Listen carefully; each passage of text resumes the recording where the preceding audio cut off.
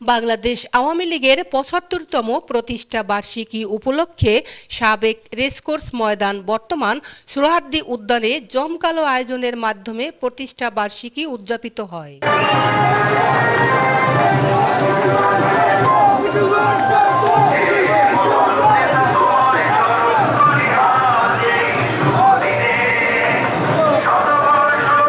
আওয়ামী লীগের সভানেত্রী মাননীয় প্রধানমন্ত্রী জননেত্রী শেখ হাসিনার সভাপতিত্বে সারা বাংলাদেশ থেকে প্রতিষ্ঠা বার্ষিকী উপলক্ষে লক্ষ লক্ষ নেতাকর্মীরা দলে দলে যোগদান করেন। এ সময়ে মাতৃভাষা টেলিভিশনকে দেওয়া সাক্ষাৎকারে আওয়ামী লীগের নেতৃবৃন্দরা বলেন, আসসালামু আলাইকুম।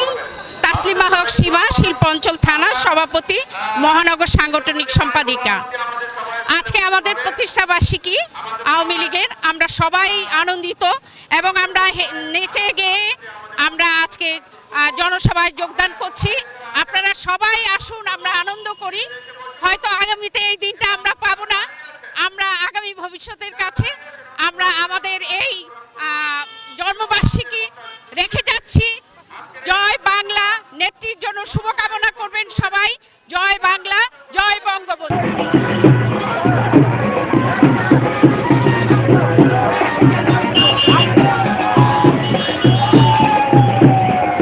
আমরা সব এসেছি, আমাদের তরুণ তরুণী, আওয়াল, বৃদ্ধ বনিতা, কিশোর কিশোরী, প্রত্যেকটা মানুষ আর শেখ হাসিনার কাছে আমরা উদাত্ত আহ্বান আমাদের করেছে, আমরা তার ডাকে সাড়া দিয়েছি।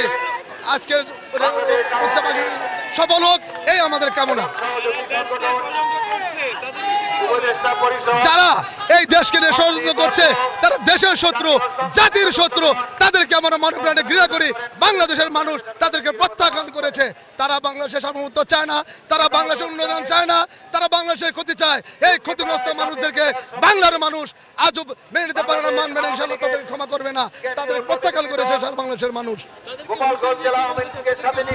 তাদেরকে আমরা পরিষ্কার করে বলতে চাই, বাংলার মাটিতে কোনো ষড়যন্ত্রকারী স্থায়ী হবে না, হতে দেওয়া যাবে না, এই আমাদের প্রতিজ্ঞা আছে।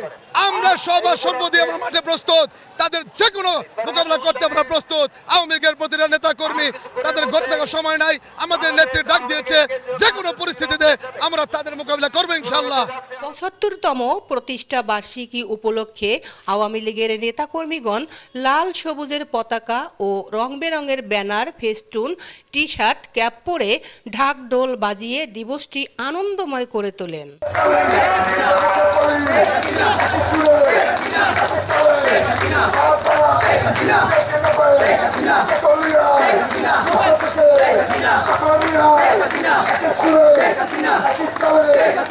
শাহিদ আক্তার পাখি, মাতৃভাষা টেলিভিশন, সোহরাওয়ার্দী উদ্যান, ঢাকা।